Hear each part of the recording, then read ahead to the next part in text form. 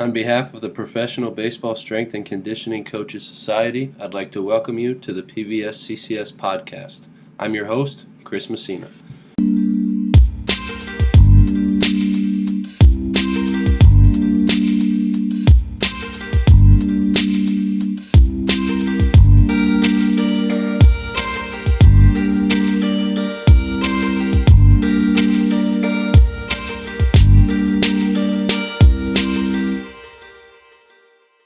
All right, everybody, I'm here with Scott Weberg of the Toronto Blue Jays organization. Scott, thanks for coming on, man. Appreciate your time. Tell the listeners about yourself, if you would, please. Yeah, thanks, Chris. Appreciating you kind of letting me be a part of this. It's a real cool thing you've been doing for a couple of years. So, my name's Scott Weberg. I'm the head strength and conditioning coach for the Toronto Blue Jays. Really kind of took a path from being born in Western Canada, a small town called Kelowna. Was able to leave Canada and head to the U.S. to play baseball.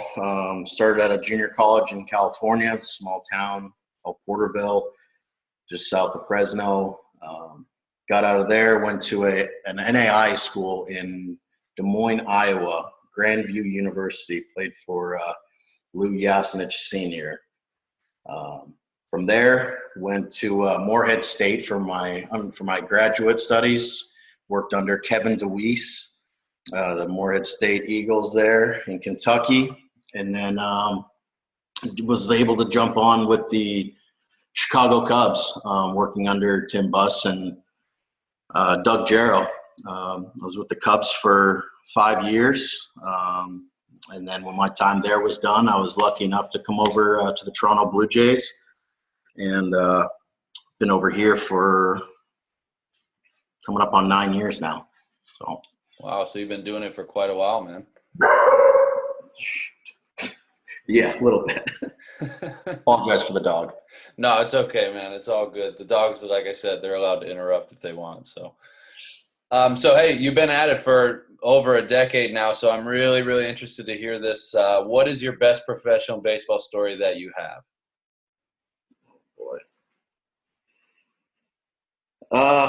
Probably my first big league camp with the Cubs. Working with a player in the weight room. Bussy kind of left me with. I'll leave the player unnamed, but he anybody that's been around him kind of knows he's kind of a nut job. And he decides he's going to do a box jump circuit, and second jump in, clips the toe in the box, and shins himself all up and down his legs. He decides to go in the training room, not tell anybody, grab every Band-Aid he possibly could, and bandage himself up and keep going. So. And did it ever get out that he did that, or did he just kind of go on with his day like nothing had happened? Oh, yeah, he called me out at stretch the next day. Oh, yeah, okay. That sounds about right. It was probably his idea to do the box jumps, and then you took the blame because he messed up the box jumps type of deal? 100%. Yeah. I feel like we all have some sort of story similar to that for sure. So I want to know what you believe in within strength and conditioning that others think you are crazy for believing. Yeah, I would say hear this question, that you've done a lot. And, I don't like to think of it, anything as crazy. And I know it's kind of boring to say, but, something that really kind of hits with, in-season training. We've all kind of dabbled with different things throughout the year, and everybody has different ideas of pre-game, post-game training and everything. But I guess just more, how microdosing has become a bigger part of our program design, especially in the big leagues with moving cities and weight rooms and, different things that we're lucky enough to have up there. We're able to kind of hit a lot of different areas that we want. So, microdosing, just different stimulus and versus more, I guess, traditional volume training is I try and hit more stimulus and microdosing than I do with a lot of volume in season. Yeah, I had a whole episode where Pat Trainer and I had talked about that, and we went into it pretty extensively. And for me, it just kind of makes sense in our setting, especially like up in the big leagues. You always have a weight room on the visiting side. So if you want to get guys in more consistently and just give them smaller doses of things, like a lot of guys really respond to that in terms of just being open to, okay, instead of, a 40-minute workout, I got 10 to 15 minutes of concentrated work today, and just being consistent and making that part of their routine, honestly. Yeah, I mean, we ask so much of these guys. We ask for, pre-practice prep before they go to the cage, before they go throw, and then there's pre-game prep, get ready for the game, and then there's post-game recovery work and soft tissue work and training and conditioning and all these things. It's they got to play ball too, and there's a lot of things that obviously our coaches want to work on with them. So how can we be most efficient and effective with our athletes is probably the biggest thing we all have to look at. Yeah, and I would definitely say that approach, it can help you with that for sure. 10 to 15 minutes of concentrated work, get in, do what you got to do, get out and carry on with your day. And then it gives them more time for the baseball stuff that, might actually be what they need to work on anyways to be better. So 100%. So what do you think makes a strength and conditioning coach successful? Maybe in general and then more specifically in pro ball. Yeah, I mean, we all have different paths, and it's so cool to hear, all the different guys that you've interviewed and just all of their different paths. And really, we kind of all stem under a different leader or mentor that, has really helped us become the professional we are today. So, there's that, really player-centered coach. There's the really department-driven, org-driven coach as well, that really kind of helps you develop different sides of your coaching ability. But, number one is your coach. You're dealing with athletes. You're dealing with more than just weightlifting. You're dealing more with just conditioning, and being available for all those guys is really something I found probably more than anything, whether it was in the college setting or private setting or, in baseball, is just being available for your athletes, being available for your staff, and really just love what you're doing every day.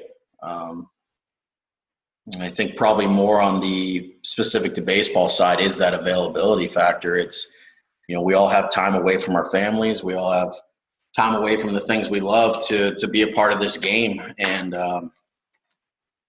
being available was one thing that stayed consistent throughout my career that luckily allowed me to grow in a lot of different organizations. So, yeah, I think, and one of the things that kind of gets overlooked is, like you said, being available for the coaching staff too. I think that gets overlooked.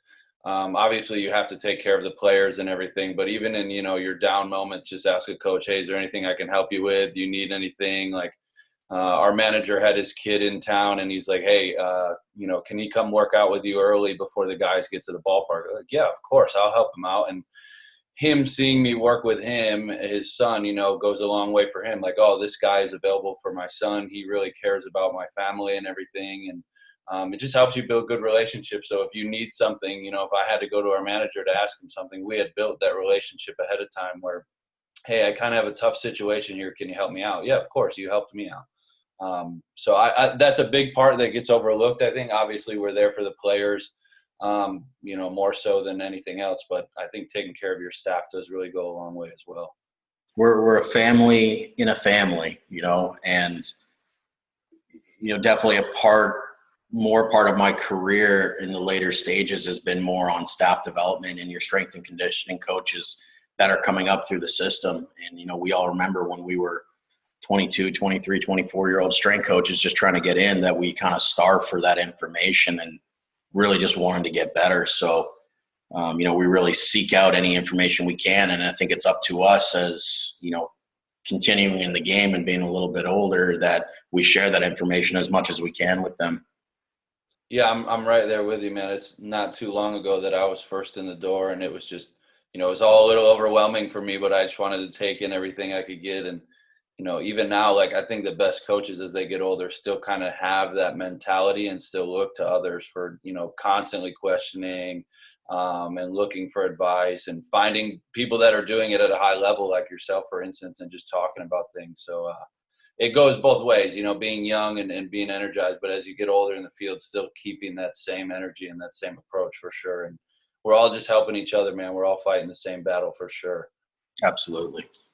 Do you have any advice for others in the field, maybe young coaches who are looking to get in, or just, like I said, even older coaches that just want to stay on top of things? Yeah. I was thinking about this one on the drive home, actually, because it's always like probably one of my favorite stories of me being a 21-year-old kid about to graduate college and, looking for grad schools to go to. I think I want to be a strength coach. Really don't even know what that means.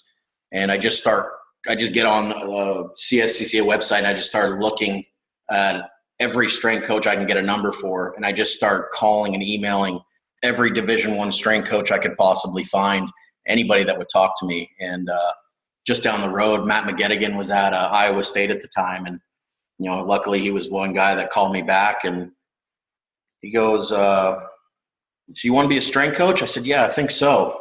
And he goes, well, if you're smart, don't be a strength coach. Go to PT school. It'll be the best decision you ever make. Don't be a strength coach. Okay, thanks, bye. Ooh. So that was a little bit of a shocker, but luckily I was dumb enough to continue to go to the strength conditioning.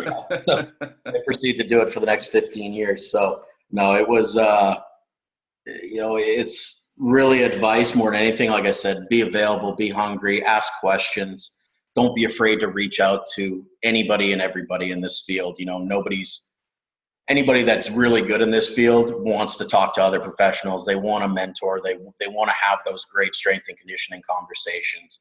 I mean, how many times do you sit around spring training till, 7, 8, 9 o'clock at night, sitting at the field talking to the coaches, or your position coaches or anybody about baseball or training? Like, there's a reason that we're all in this game and we stay in this game is because we love it. And, we really thrive for that information. So, don't be afraid whether you want to, give a call to the head strength coach at a big D1 or you want to give a call to an NFL strength coach. Like, you reach out, man, call anybody you can. So.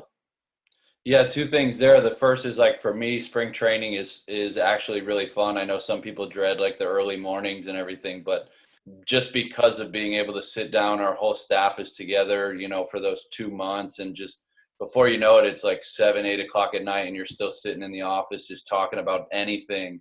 And that you don't get that in the season sometimes, that gets lost when you're, the only strength coach there, or it's just you and your assistant. And so for me, like that part of spring training is awesome. And then the other part, like you said, is just, reaching out to literally anybody you want to. And if they're good, like you said, they'll get back to you and they'll enjoy that conversation piece. And if they don't, the worst thing that you're going to get is a no from somebody, you know what I mean? And Exactly. we're all like, the coaching trees are honestly, you're 2 degrees away from just about anybody, even if you don't feel comfortable reaching out to a stranger, reach out to people in your network and then have them reach out for you. It's everybody knows somebody who knows that guy that you're looking for anyway. So it's not as big of a field as you think. Like, everybody's pretty accessible. And like you said, the good ones are going to be willing to reach back out and talk with you anyways. Absolutely, man. It's someone, like you said, within 2 degrees has a number or an email address. So yeah, it's honestly, it's true. Like, I talked to somebody and they're like, oh, this person? Like, yeah, I didn't know you knew that person. Like, oh yeah, and he knows this person. And before you know it, you're like 15 people of mutual like connections with that you had no idea that this person even existed. And it's like, oh, we all know the same person. Yeah. So do you have any continuing ed resources for us? Maybe books you'd recommend or seminars that you've attended in the off season, podcasts you listen to? Just where are you going to stay on top of things? Yeah. I was dreading this question. One, because I learned as the years go along, I actually hate to read. I get crap for it all the time. I'm trying to work with some audio books and stuff like that. It did not going well. Podcasts seem to be kind of the best thing that I like to go with. And obviously this is a mainstay on my kind of podcast list. I love TED Talks, just whatever information's out there. I guess this is one thing that probably, I don't know if it makes me a bad strength coach or not, but I actually love meeting people from other places in the world and just really understanding, like, outside of strength and conditioning, what their challenges and successes are and I've kind of reached out and talked to some, small filmmakers that, what sort of challenges and locations that they have to deal with. It's just, a couple types of people. I love talking to chefs, people in the restaurant industry. They'd happen to go through the kind of similar things that we do, where it's a long road to the top and it's a lot of moving around, and the hours are just ridiculous. And they seem to be kind of on the same wavelength, actually, a lot of times that we are. So, I follow a lot of podcasts, love the Joe Rogan Experience and a lot of things he brings up with just different people in the world. Dave Chang is a chef out of New York that has a podcast and has done a lot of TV shows as well. Probably more in like the strength and conditioning performance area. I love throwing on the Pacey podcast, the Perception and Action podcast. Jason Glass out of Vancouver is just a phenomenal human being as well. Physical Preparation podcast. Those are always kind of my go-to. The Strength Coach podcast is always a good one too. The Talent Equation, Iron Game Chalk Talk. I mean, it's the kind of list goes on. Really, is anything that kind of comes up and piques your interest is whatever it is.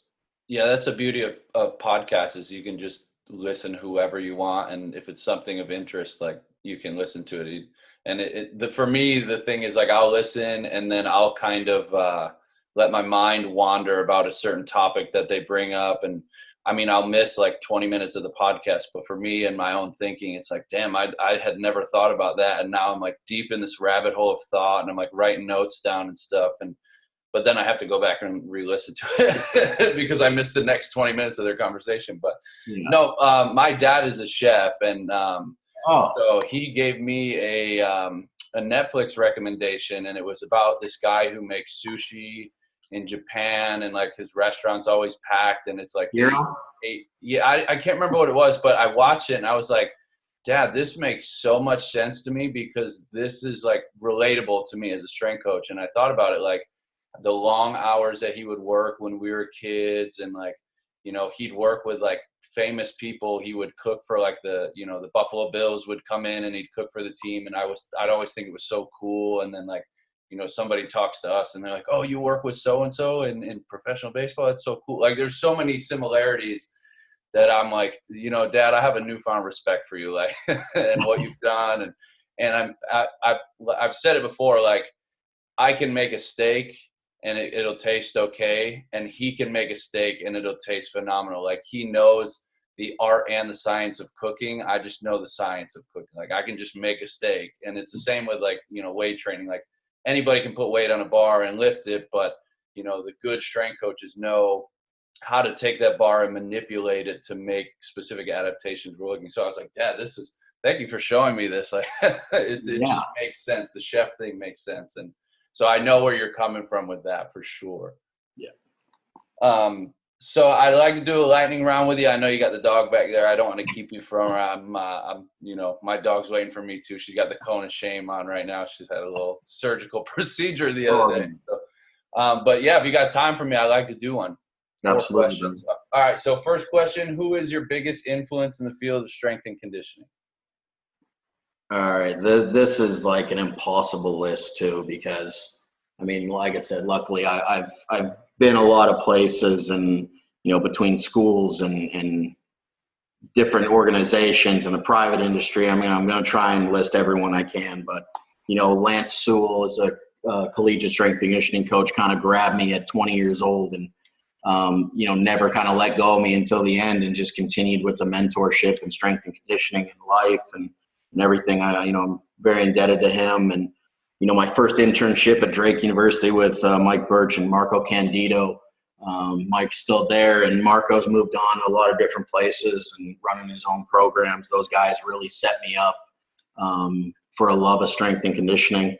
Then moving into my grad school, I mean, our head strength coach there, as I was a graduate assistant, really gave me new ideas and, different ideas of periodization and, really looking into more West Side work.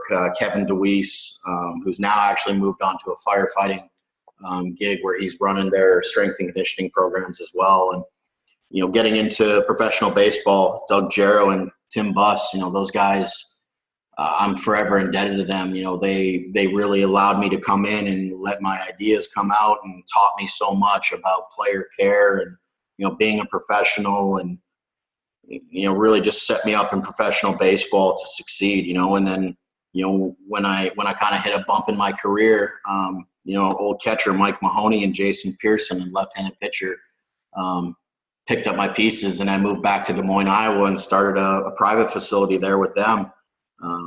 You know, and then luckily they were allowing me to go when, you know, Donovan Santos came calling and, you know, offered me a high A gig with the Blue Jays, and then just, you know, allowed me to kind of grow and move up to the system as an assistant coordinator, an assistant strength coach, and then eventually as the head strength coach over here. You know, him and Chris Joyner were big parts of my development, both as a strength coach and really as a leader, I'd say. You know, again, there's tons of people I'm missing here. My coach Lou Yasinich Sr. and Brett Davis out of junior college, you know, just helping me grow up as a Canadian kid away from home. And I mean, there's just so many people. No, it's good, man. I've talked to somebody and I was thinking about changing this to your biggest influences with an S, not just influence, because it's so hard to nail down just one person. And the more stops you have in your career, the more people that really influence you, I think. You know, every place you're at, there's somebody new that kind of teaches you something and helps you become the person that you are. So for me, the list can be as long as you want. And we always miss people, but hopefully. Just ruin the lightning round part of it. Yeah, no, it's okay. I don't mind it at all. But the next question is, one piece of equipment to train with, what would it be? Train an athlete or train myself? Both. Train an athlete, pair of 24-kilo bells. Train myself, just a real good barbell and a set of bumper plates. Right on. Biggest accomplishment professionally and or personally? Professionally, you know, one of the hardest things people told me was one of the hardest things in this world is getting into professional baseball. An even harder thing to do is to get back into professional baseball. And to me, that was a big accomplishment, was getting back into the game and being able to take this thing to, you know, to an elite level where, you know, the only thing I wanted to do in my career was work with the top athletes and the top of the sport. And that was something that luckily I've been able to accomplish and hopefully stay there for as long as they'll let me. So also professionally, I mean, luckily got to work with MLB over in Europe, covering the Netherlands region. That was an amazing experience all in itself. You know, I luckily got to work with Team Canada at the World Baseball Classic. You know, never good enough to make the national team, so do the next best thing, try and be a coach. And that was a very incredible experience, just getting to wear your country's colors, and kind of leads into the personal accomplishments of I've spent half my life in America and half my life in Canada, and eventually received my green card.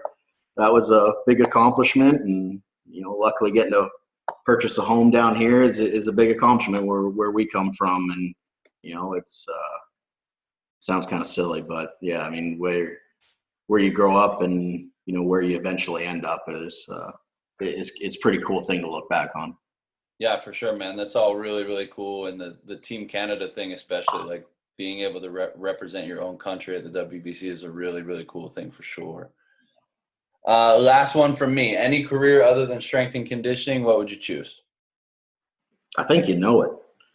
I mean, it was funny, man, because like this was actually a thing where I started out as a strength and conditioning coach, and there was a real period in the middle of my career, early in my career, where there was a possibility of going down a different road. And, you know, I called up my dad, and same thing. He used to own a restaurant, and I told him, man, I think I'm going to go to culinary school.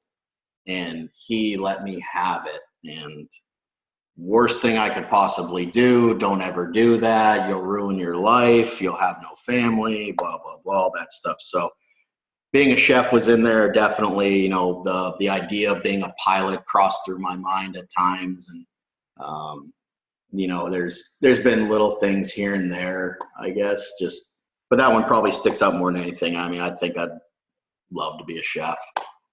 See, my dad always made really good food for us, so I didn't really ever have to cook much growing up. So that thought never crossed my mind. I mean, I saw my old man doing it, and I was like, yeah, he makes great food, but it wasn't like, I could do this too for people. It was selfishly like, he's doing it for me. I don't need to do it.